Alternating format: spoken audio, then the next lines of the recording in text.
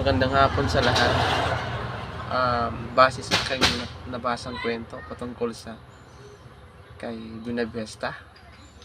Ito yung nagsasaad lamang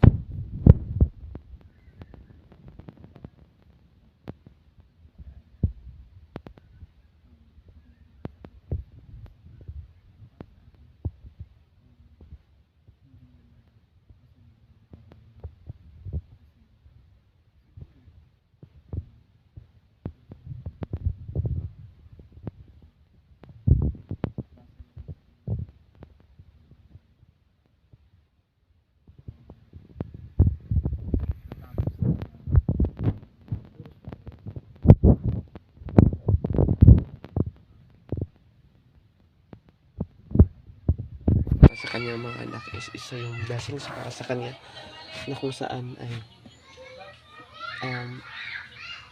lahat naman tayo ay dumaan sa hirap ng buhay, which is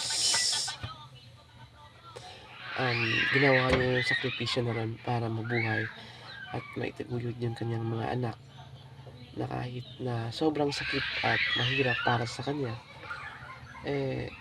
ginawa niya yun. At para rin sa akin, kung ako lang, para lang sa akin, kung wala talaga akong choice at yun yung talaga yung trabaho nakikita ko, at para naman mabuhay, masurvive ko yung araw-araw na pamumuhay namin, yung mga anak namin.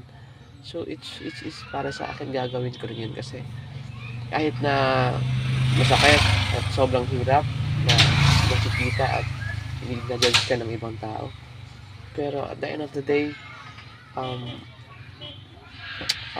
kailangan nilang maging mabuti para makasurvive sa buhay.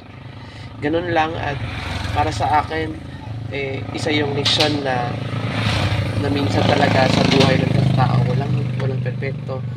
And siguro ganun lang talaga ang ginawa ng isang ina, ang pagmamahal niya para sa kanyang anak.